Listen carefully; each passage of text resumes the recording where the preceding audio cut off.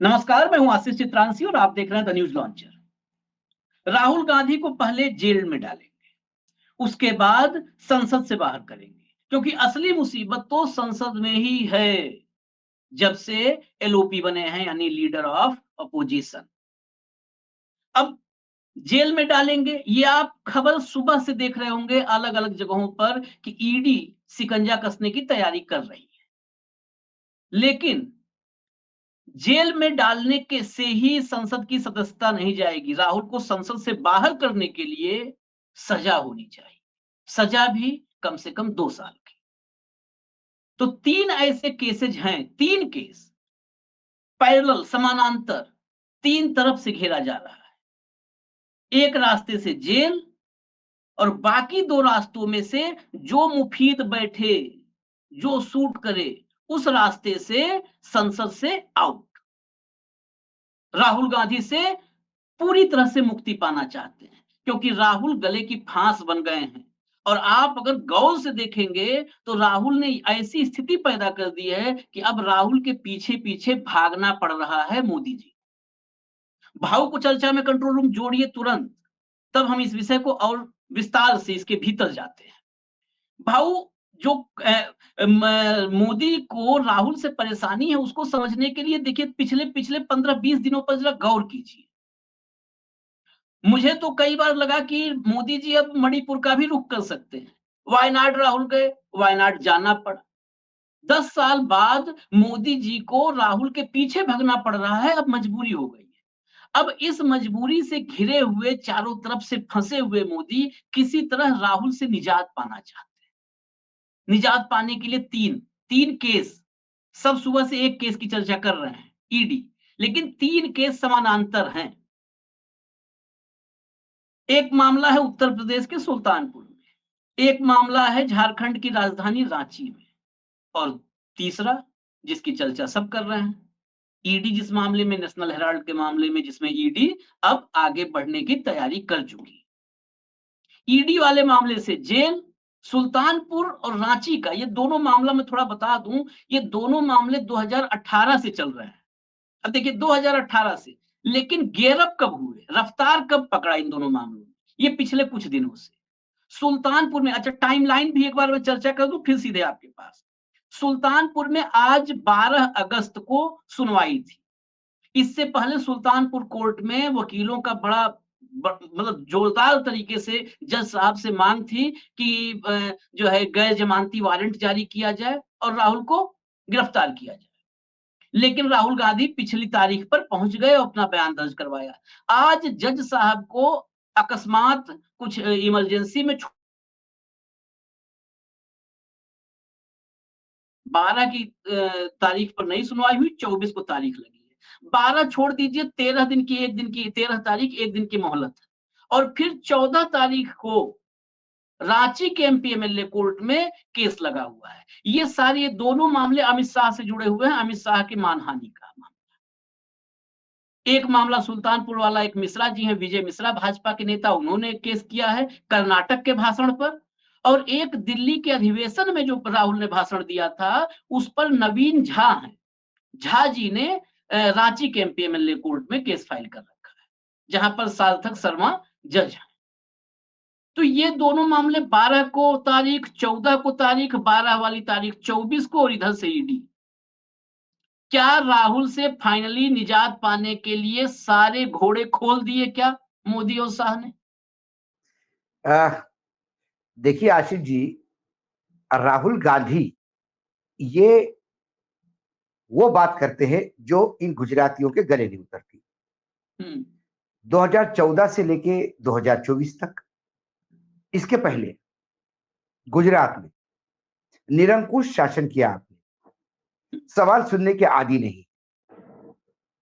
17वीं लोकसभा में इंडिया गठबंधन के पास लोग कम थे, लेकिन राहुल गांधी ने खासकर हिंडनबर्ग मुद्दे पे जो आग लगा दी थी, उसकी परिणति ये हुई कि कोई मोदी मोदी किसी को बोल दिया, इस चक्कर में उन्हें 2 साल की सजा हो गई।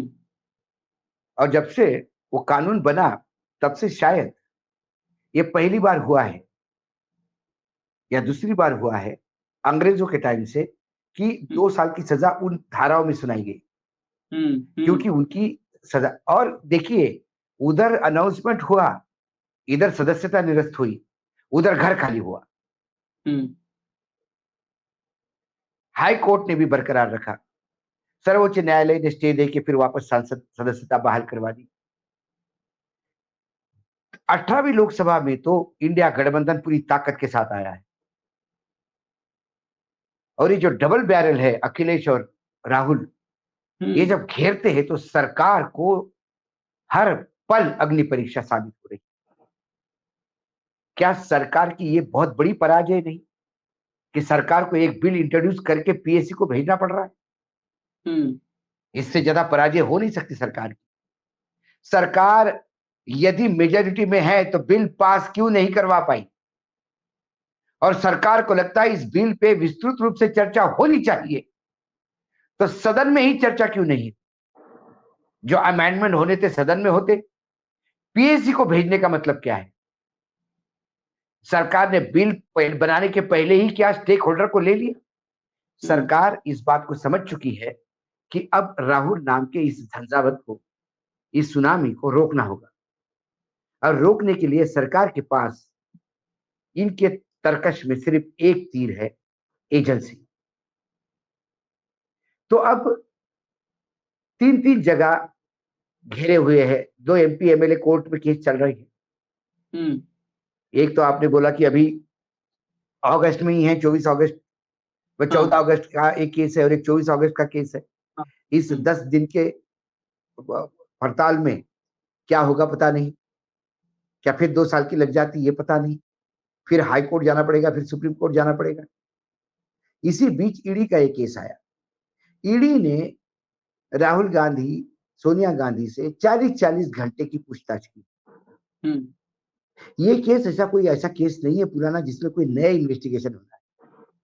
ये केस बहुत पुराना है, 2022 में यंग इंडिया का वो मामला आया, जून 2022 में 40 घंटे की पूछताछ हुई।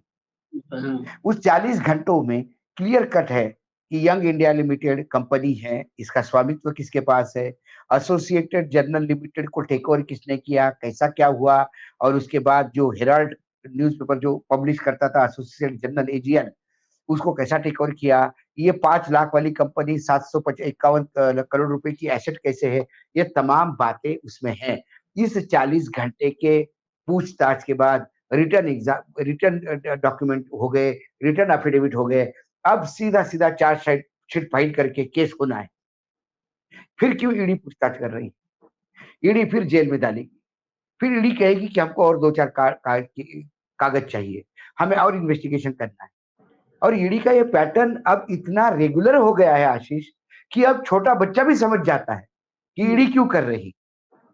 आप देखिए संजय राउत के मामले में, आप देखिए अनिल देशमुख के मामले में, आप देखिए संजय सिंह के मामले में, आप देखिए मनीष सिसोदिया के मामले में, आप देखिए हेमंत सोरेन के मामले में, आप देखिए अरविंद केजरीवाल के मामले में। एक मोडस एप्रेंटिस है। सुप्रीम कोर्ट ने तो अब बोल भी दिया, लेकिन निर्लज्जता का ये अमृतकाल चल रहा है, जिसमें बोलेगा कौन? सुप्रीम कोर्ट ने कहा कि तथ्यात्मक आप साइंटिफिक एविडेंस लाइए। किसी के कथन पे या किसी के लिखन पे, एक किसी ने एक कागज लिख के दिया या किसी ने बोल दिया, उस पे आप महीनों जेल नहीं रख सकते किसी को। 100 करोड़ का आरोप, 1 करोड़ की चार्जशीट। अनिल देशमुख, उसके मामले में तो ये बोला ही गया, संजय राउत के मामले में, कि जो कल्प्रिट है वो बाहर घूम रहा, किसको पकड़ के लाए। हेमंत सोरेन के मामले में बोला 8.5 एकड़ जमीन का कोई रिकॉर्ड कहीं भी कुछ प्रूव नहीं कर पाए आप, ना नजूल, ना रेवेन्यू, ना कोई, कि जो हेमंत सोरेन उसमें इन्वॉल्व है। 100 करोड़ का कहां है पैसा? पैसा लिया इन्होंने, कैसा लिया, सब आरोप है। पैसा कहां गया, खर्चा किया, कोई माए बाप नहीं। ऐसा तो किसी को भी, तुम पे, मुझ पे, किसी पे भी आरोप लग सकते हैं। ये आरोप प्रधानमंत्री पे भी लग सकते हैं, अमित शाह जी पे भी लग सकते हैं। इन्हें पैसा लिया जी अडानी जी से 1000 करोड़, पैसा कहाँ है? चुनाव में खर्च हो गया, खर्च कर दिया। खत्म, चलो जेल। इस देश में कानून है कि नहीं? वो एलओपी है, लीडर ऑफ अपोजिशन है, 2-2 लोकसभा क्षेत्र से चुनाव जीते हैं। मोदी जी एक जगह हारते हारते रह गए थे। लेकिन एक बात मैं हमेशा कहता हूं, जब आदमी बहुत ज्यादा परेशान हो जाता है तो वो विवेक खो देता है। और वर्तमान में ये दोनों गुजराती विवेक खोने के स्लैब में आ गए। संघ से परेशानी, संगठन में हुंकार, योगी आउट ऑफ कंट्रोल, लगातार हार, आने वाले 3 राज्यों में बहुत ज्यादा कठिनाई, सारे पत्ते उल्टे पड़ रहे हैं। लोकसभा में और राज्यसभा में गारंटी नहीं कि कौन सा विधायक पास करवा पाए, कौन सा नहीं। हर जगह मार खा रहे हैं, परसेप्शन आपके खिलाफ है। निवेश का मामला हो जाता है, उसमें भी सरकार ट्रोल हो जाती है, क्योंकि सरकार के कुकर्म है जो सरकार को ट्रोल करती है। बांग्लादेश का मामला होता है, उसमें सरकार फंसती है। सरकार हर पैर डालती है एक जगह, एक दलदल से निकलने के लिए, और दूसरी ज्यादा खोल दलदल में पहुंच जाती है। ऐसे में जब विवेक खो दिया सरकार ने, शब्दों से घिर गई सरकार, तो फिर सरकार को लगता है कि यार ये चिल्लाने वालों को पहले अंदर करो, बंद करो इसको। राहुल गांधी की एक बार जेल डाल दो तो अखिलेश जी सब है ना लाइन पे आ जाएंगे। ये सोच आदमी की अवेवी की हो सकती है, ये पॉलिटिकल सोच नहीं। पॉलिटिकल सोच ये है कि राहुल गांधी जेल जाएंगे तो हीरो बनेंगे। कोई नहीं कहेगा कि राहुल गांधी हेराल्ड में गए, सारी दुनिया कहेगी कि जब जब अडानी पे उंगली उठाई सरकार बौखला जाती है। क्यों बौखला जाती है सरकार? सरकार क्यों उतरती है सुरक्षा इसमें, रक्षण करने? भाई हिंडनबर्ग ने अडानी पे आरोप लगाए, उसने शॉर्ट सेलिंग की, उसने कितना पैसा कमाया, क्या कमाया, ये मुझे नहीं मानता। अडानी यदि देश के विकास में द्योतक बने हैं, देश के विकास का ध्वजवाहक बने हैं, मैं उन्हें सैल्यूट करता हूं। लेकिन वो ध्वजवाहक बनना उनका, यदि उस इमारत के नीचे मेरे देश के बाकी कारपोरेट की लाशें गड़ी हो तो फिर मैं उसे हत्यारा ही मानूंगा। लाशों के नींव पे खड़ी हुई इमारत को सैल्यूट नहीं कर सकता। आपने धारावी का प्रोजेक्ट कैसा लिया सबको पता है, आपने मुंबई एयरपोर्ट पैसा कैसा लिया आपने पता है, आप सीमेंट कंपनियां टेक ओवर कैसी करते हो आपको पता है, सबको पता है। क्योंकि अडानी जी के तरकश में कई तीर है, कभी ईडी, कभी इनकम टैक्स, कभी सीबीआई, कभी आरबीआई, कभी स्टॉक मार्केट, सेबी, कभी वित्त मंत्रालय, कभी गृह मंत्रालय, कभी प्रधानमंत्री कार्यालय। लेकिन भाऊ मैं थोड़ा सा अलग, क्योंकि जिस पर आज सुबह से जिस एंगल पर चर्चा हो रही है, थोड़ा उस एंगल से अलग झांकने की जरूरत है मुझे लगता है। इसलिए मैं, आपने कहा, आपके ही जवाब में से कुछ सवाल मुझे सूझे। एक तो आपने कहा विवेक वाली बात, तो विवेक वाली बात तो लिखा हुआ है, हम लोग पढ़ते हैं, जब नाश मनुज पर छाता है पहले विवेक मर जाता है। लेकिन ये विवेक वगैरह से अलग का मसला है। आपने एक बात और कही कि लोकप्रियता बढ़ जाएगी गिरफ्तारी से। उस लोकप्रियता से डरता वो शख्स है जिसको जनमत पर भरोसा होता है। जो जनमत को हाईजैक करने वाले प्रवृत्ति के लोग होते हैं, उन्हें जनमत से मतलब ही नहीं होता है। कोई हीरो बने, कोई विलन बने, उन्हें पता है कि सत्ता में रहने के लिए उनके पास तमाम मशीनरीज हैं। लेकिन इन सबसे अलग अडानी के एंगल पर सब चर्चा कर रहे हैं कि अडानी पर फिर से राहुल ने जुबान खोली, हिंडनबर्ग की रिपोर्ट आई और इस वजह से जो है ये एक्टिव हुए हैं। लेकिन मैं थोड़ा दूसरे झरोखे में झांक रहा हूं। आपने भी एक चर्चा की थी कि 3 राज्यों में चुनाव महत्वपूर्ण है, तो 4 में जम्मू कश्मीर में भी है, लेकिन बाकी 3 जो महत्वपूर्ण है, महाराष्ट्र, हरियाणा और झारखंड। मैं इस वाले विंडो में देख रहा हूं, ये 3 राज्य के चुनाव मोदी जी का भविष्य तय करने वाले हैं। क्योंकि 240 वाला मोदी अगर 240 आने के तत्काल बाद इस देश के 3 बड़े राज्यों में, 3 महत्वपूर्ण राज्यों में चुनाव हों और उन चुनावों में सफाया हो जाए, तो फिर नीतीश नायडू जैसे लोग भी कहेंगे कि भाई डूबते हुए जहाज है। फिर साबित हो जाएगा कि 240 पे आया था, इसका मतलब 160 वाला था, बड़े मुश्किल से तिकड़म से 240 लाया था। अब इस जहाज पे सवारी करेंगे तो नायडू की भी पॉलिटिक्स खत्म होगी, नीतीश की भी, वो भी भागेंगे। ये सरकार व्यक्तिगत मेरी वो है कि सोच, ये सरकार इन राज्यों के 3 राज्यों के नतीजों पर टिकी होगी। क्या उन राज्यों में राहुल एक्सेस न कर पाए, राहुल न रहे चुनावों में, क्या ये कोशिश है कि राहुल को उससे पहले निपटा दो? या बिल्कुल, राहुल इन तीनों राज्यों में स्टार प्रचारक होंगे हम्म। और राहुल ही एक क्राउड पुलर है इंडिया गठबंधन के इन 3 राज्यों में। खासकर उद्धव ठाकरे और शरद पवार अपना एक वजूद है उनका, लेकिन राहुल गांधी एक ऐसा युवा चेहरा है जिसके पीछे आज महाराष्ट्र के युवा तो पागल है। हम्म। और ये मैं नहीं कह रहा हूं, ये लोकसभा के नतीजे कह रहे हैं। कांग्रेस की सीटें दुगनी, मतलब 2 गुना, 2 आंकड़ों में आना। कांग्रेस की जहां 1 सीट थी वहां 13 आ गए, 12 का हम्म। बढ़ोतरी कांग्रेस को। और हिट मतलब स्ट्राइक रेट में शरद पवार और कांग्रेस बराबरी में आते।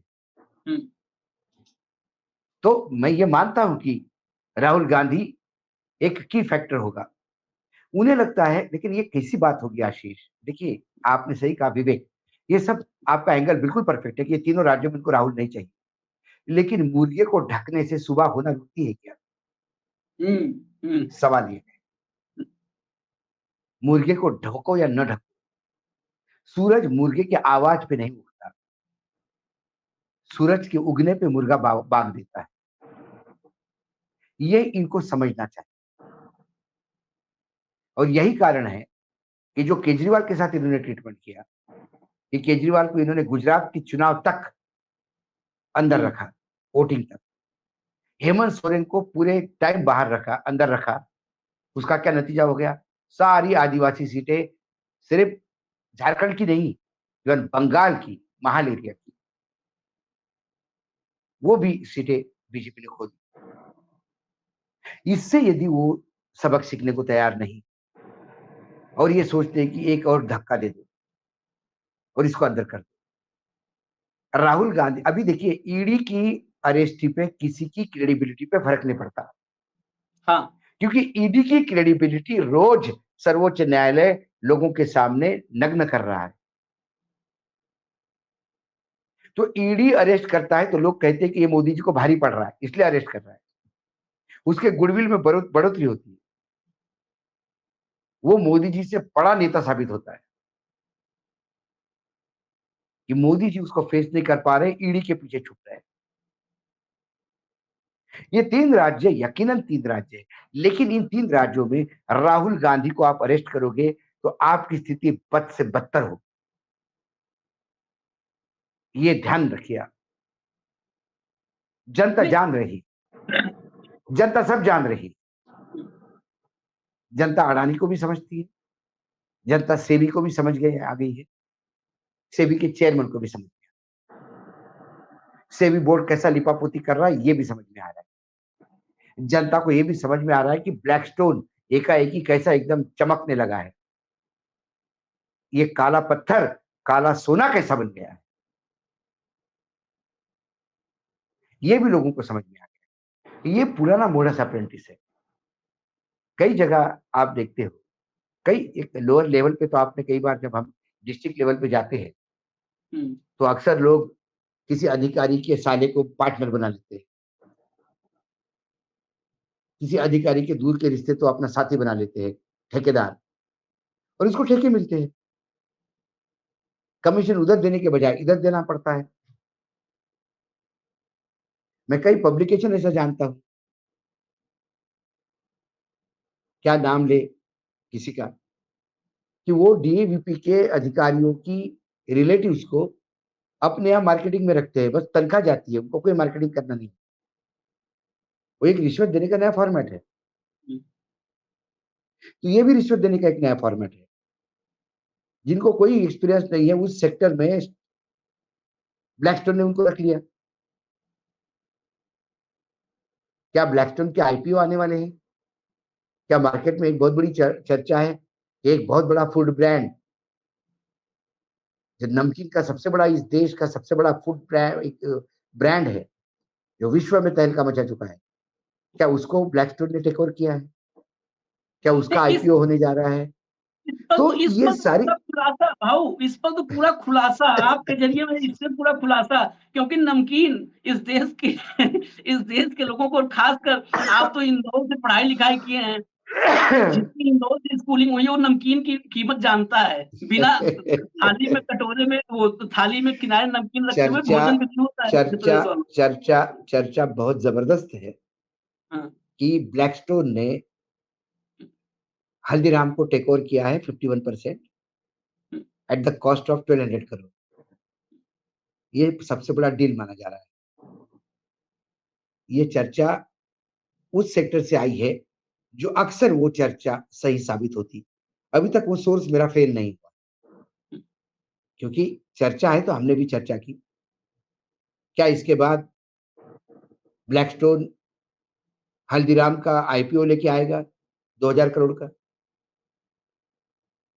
आज अभी तक कितने आईपीओ लेके आया है? हमें अब दूसरे एंगल से देखना। जो आर्थिक इसी इन्वेस्टिगेशन एंगल करते पर हैं उनके लिए एक नया चैलेंज है। मैं इसलिए रोक रहा हूँ कि इस एंगल पर ये बड़ा विस्तृत विषय है, और ये आईपीओ, क्योंकि जिस हम कोशिश करते हैं न्यूज लॉन्चर पर कि एक दूसरा वाला विंडो खोलें जिसमें से रोशनी भरपूर आए, तो वो विंडो खोलेंगे जिधर सबकी नजर है कि ये पति पत्नी, ये सेबी चेयरमैन, इनका क्या खेल है। उस खेल का को देखने के लिए दूसरी जो है, दूसरी खिड़की खोलेंगे, उस खिड़की से देखेंगे तो कुछ और साफ नजर आएगा। वैसे भी चेयरमैन भाई साहिबा ने भाई कहा था हमने कि हमने हमारे लिए हमने खुली किताब है। हमने हमने हमारे लिए, हमारे देश के लिए नई बात नहीं।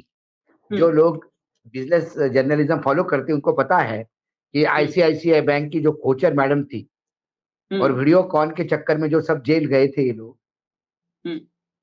उस स्कैंडल में उनके पति को ही कंसल्टेंट बना के रखा था। वीडियोकॉन ने, धूत वाली कंपनी ने खोचर, मिस्टर खोचर को कंसल्टेंट बना के रखा था। पैसा उनको भी जाता था। क्या वो बैंक का कमीशन था बड़े बड़े लोन देने के लिए, जो बाद में लोन मतलब डूबित खाते में हो गए। तो कुल मिलाकर मैं बार बार कहता हूं कि सवाल वो नहीं है कि किसने क्या किया। सवाल ये है कि हिंडनबर्ग, मैं ये भी नहीं मानता हूं, चलो ठीक है, क्योंकि सीबीआई की चेयरमैन जो है हमारी, वो प्राइवेट पर्सन है, कोई आईएएस ऑफिसर नहीं है। वो इन्वेस्टमेंट कर सकती है, लेकिन एक मोरल वैल्यू होती है। इसके पहले भावे साहब थे, और भावे साहब के सामने जब एक कोई केस आया था तो क्लैश ऑफ इंटरेस्ट से उन्होंने कहा था कि इसमें मैं नहीं। क्या अडानी के मामले में क्लैश ऑफ इंटरेस्ट से मैडम उस इन्वेस्टिगेशन से दूर थी? ये सेबी को क्लियर करना है। मात्र ये बोल के नहीं होता कि हिंडनबर्ग रिपोर्ट इज फ्लॉप। हो सकता है उसने डिस्टेबल करने के लिए या स्टॉक मार्केट मैनिपुलेट करने के लिए किया हो। मैं कोई हिंडनबर्ग के साथ नहीं, लेकिन यदि ये इन्वेस्टमेंट क्रॉस होल्डिंग में आता है, ये इन्वेस्टमेंट ऐसा ही आता है कि जहां एक दूसरे को मदद कर रहे हैं आप, क्लैश ऑफ इंटरेस्ट है, तो क्या मैडम ने ये कहा कि अडानी के इन्वेस्टिगेशन बाकी लोग करेंगे बोर्ड के, मैं इसमें से? इसके पहले हुआ है, कई बार हुआ है, लोग अलग हुए क्लैश ऑफ इंटरेस्ट से। उनका इन्वेस्टमेंट को मैं गलत नहीं मानता, मैं उनके इन्वेस्टमेंट को गलत नहीं मानता। मेरा सिर्फ कहना यह है कि क्या अडानी के इन्वेस्टिगेशन को क्लीन चिट देने के पहले मैडम स्वयं उससे अलग हो गई थी क्लैश ऑफ इंटरेस्ट से, या मैडम ने वो क्लैश ऑफ इंटरेस्ट नहीं माना तो फिर वो क्या क्लैश ऑफ इंटरेस्ट नहीं था? फिर मैडम का अपॉइंटमेंट भी क्या अडानी जी ने उनको सेबी का चेयरमैन बनवाया? हाँ, और उनके सेबी के चेयरमैन बनने से उनके पति को लोगों ने कंसल्टेंट रखना शुरू कर दिया।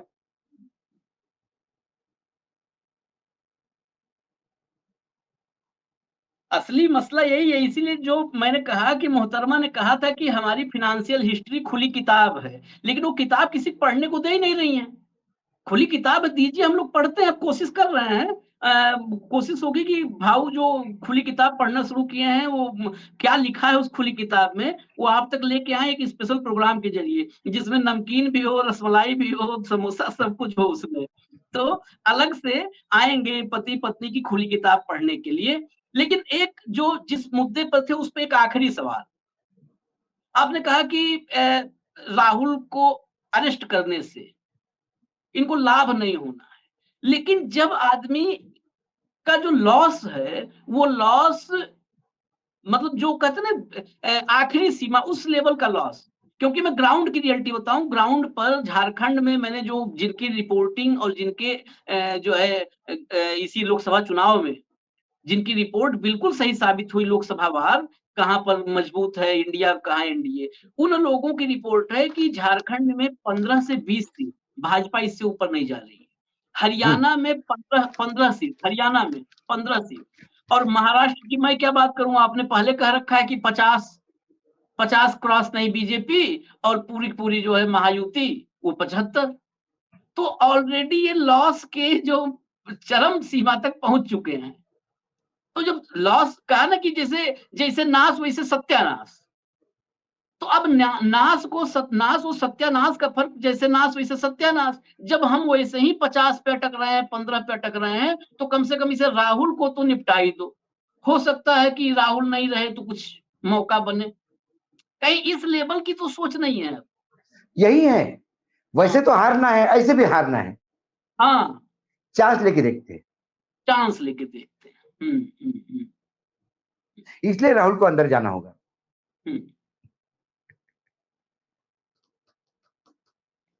राहुल को अंदर जाना होगा, राहुल की सदस्यता भी जानी ही होगी, मतलब कोशिश यही है, ये हम नहीं करें कि जाएगी ही जाएगी। यही अभी इस बार ऐसा नहीं है कि ट्रैफिक वन वे है, स्मूथली गाड़ियां चलेंगी ना, ये बरसात का मौसम है और दिल्ली में ट्रैफिक बहुत है, अच्छी अच्छी गाड़ियां, फरारी भी फंस रही है। तो मोदी जी की ये फरारी ऐसे नहीं है कि जैसे बेधड़क चलती जाएगी, बरसात का मौसम है, इस मौसम में जोखिम है, गाड़ी फंस सकती है। जो भी मन में मनोकामनाएं हैं, जरूरी नहीं है मनोकामना सब पूरी हो जाए मोदी जी की, कि जेल भी डाल लें, एलओपी से हटा दें, संसद से बाहर कर दें, ये सब मनोकामनाएं इतनी आसान नहीं है। इस बार रणभूमि में संग्राम बड़ा रोचक होगा, घमासान बड़ा रोचक होगा, निगाह रखिए। कल दोपहर फिर मिलेंगे मिड डे मुद्दा विद अशोक वानखेड़े में। अभी इजाजत दीजिए हमें, नमस्कार।